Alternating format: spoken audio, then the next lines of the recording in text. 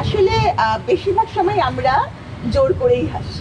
হ্যাঁ, মানে আসল অন্তর থেকে হাসা সেটা মনে হয় আমি ভুলেই গেছি। মানে রান্না করতে যে আমার খুব বেশি ভালো লাগে তা কিন্তু না। কারণ রান্নাঘরে অনেক ঘামতে হয়, আমি ঘামতে ভালোবাসি না। মানে ঘেমে যাবো এই ভয়ে কিন্তু আমি কিন্তু ব্যায়ামও করি না। কিন্তু আপনি তো হেসে হেসেই রান্না করেন দেখা যায়। হ্যাঁ, যেহেতু সামনে ক্যামেরা থাকে। এজন্য তাহলে কি পুরোটাই নকল? মানে পুরোটাই কি? রান্নাটা আসল।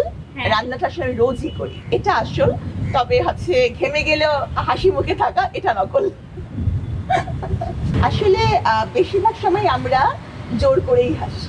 হ্যাঁ, মানে আসল অন্তর থেকে হাসা সেটা মনে হয় আমি ভুলেই গেছি। যারা আমি যারা বাইরে রেগুলার কাজ করি, আমার মনে হয় যে আমরা বাইরের কাজগুলোও করি এবং ঘরের কাজগুলোও করি এবং আমাদেরকে ঘরের কাজ করতে হয়। মানে এমন কোনো মনে হয় যে নারী নাই যে তার যেই বাইরে যে প্রফেশনই থাকুক না কেন, যে বাসায় রান্না করতে হয় না। প্রত্যেককেই ঘরের কাজ করতে হয়, অ্যাটলিস্ট নিজে না রান্না করলেও হোম ম্যানেজমেন্ট করতে হয়। হ্যাঁ, home management is very difficult thing, কারণ অনেক ধরনের মাল্টিপল অ্যাক্টিভিটিস এখানে করতে হয়। তো আমি বেশিরভাগ সময় চেষ্টা করি যে নিজের কাজগুলো নিজেই করার। যেমন আমার হাজব্যান্ড আমাকে রেগুলার বলে তুমি একটা ড্রাইভার রাখো। হ্যাঁ, তা আমি বলি যে না, এই কাজটা যেটা আমি করতে পারি আমি সেটা নিজেই করব। বেশিরভাগ কাজই এবং বিশেষ করে রান্নাটা আমি অবশ্যই সবসময় নিজের হাতেই করি।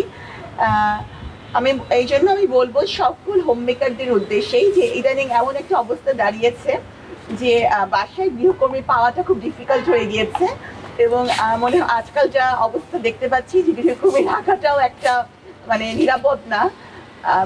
যে কোনো সময় যে কোনো কিছু ঘটতে পারে। আপনারা জানেন যে আমার একজন তৃতীয় লিঙ্গের এক ছিল লীলাবতী, যাকে আমি গৃহকর্মের জন্য রেখেছিলাম। আমার মাও নিষেধ করেছিলেন, তারপর আমি রেখেছিলাম। তাকে আমি অনেক আদর করতাম। দেখা গেল যে সে কোনো একটা কারণে হয়তো এই ধরনের বদ্ধ জীবন তার ভালো লাগছে না, সে চলে গেল। হ্যাঁ, কিন্তু সে খুব সিনসিয়ার ছিল, মানে সে খুবই সিনসিয়ার ছিল। তো পরে দেখা গেল যে সেই গৃহকর্মী তাকে খুঁজে পেয়ে, তার সাথে আমার অনেক ভিডিওস ছিল, একজন তাকে উস্কানি দিচ্ছে যে সে যেন মিডিয়ার সামনে এসে বলে যে সাবিরা আমাকে করতো।